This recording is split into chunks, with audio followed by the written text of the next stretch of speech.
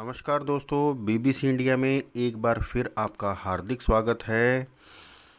एक समय ऐसा भी था जब बर्फ़ एक दुर्लभ चीज़ थी जिसे अमेरिका से खरीदा जाता था।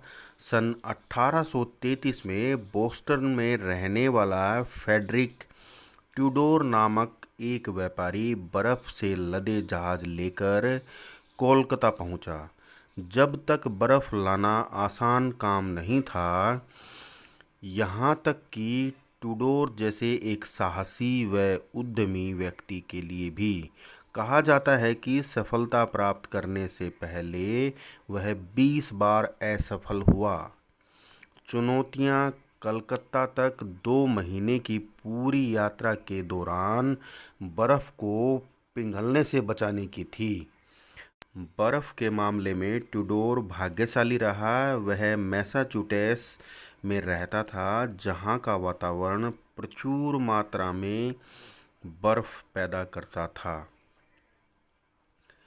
बर्फ़ को वहाँ वोल्डेन पोंड नामक एक झील से काटा जाता था, जहाँ शुद्ध बर्फ़ आसानी से मिल जाती थी। इसके अतिरिक्त बोस्टन की बंदरगाह भी करीब ही थी। अमेरिका से भारत तक का मार्ग बहुत लंबा था। रिकॉर्ड के अनुसार बर्फ़ को पिघलने से बचाने के लिए उसे फ्लाई ऐश व नमक से ढका जाता और फिर जूट में लपेटा जाता था। ट्यूडोर ने अगले 2 दशकों में इतना अधिक लाभ कमाया कि उसे आइस किंग के नाम से जाना जाने लगा। यह व्यापार लगभग 50 वर्षों तक जारी रहा। बर्फ़ की कीमत केवल 4 आना प्रति पौंड, लगभग आधा किलो थी, जो चिनसुराह, पश्चिमी बंगाल का एक शहर, बर्फ़ से बहुत कम थी। बाद में इसकी कीमत और कम होकर मात्र 2 आना प्रति पौंड रह गई। इससे पहले कोलकाता में गड्ढों में पानी भरकर भी बर्फ़ तैयार की जाती थी, परंतु वह मटमैली तथा गंदी हुआ करती थी, जिसका सेवन संभव नहीं था। ऐसे में अमेरिका से आने वाली बेहद अच्छी क्वालिटी की बर्फ़ की मांग काफ़ी बढ़ गई।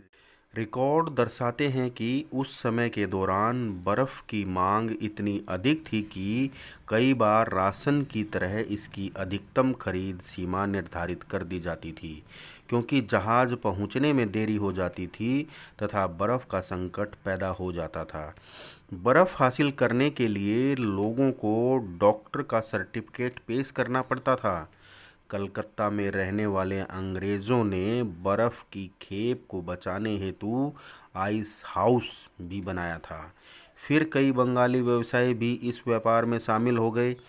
बर्फ़ को कलकत्ता से मद्रास तक, बम्बई भी भेजा जाता था। आज वो स्थिति आ गई है कि हम अपने घरों में जितनी चाहे बर्फ़ पैदा कर लेते हैं। दोस्तों, समय अनुसार परिवर्तन होते रहे हैं। इंसानों ने दिन प्रतिदिन नई नई खोजें की हैं, आविष्कार किए हैं, जिनके कारण हमारी और आपकी ज़िंदगी आसान हो गई है। अब सोच इस बात की है कि आप अपनी और दुनिया की ज़िंदगी आसान बनाने में कितना योगदान देते हैं। इसी के साथ बीबीसी इंडिया को दीजिए इजाज़त। मैं मिलता हूं अपनी नेक्स्ट वीडियो में। तब तक के लिए जय हिंद, जय भारत।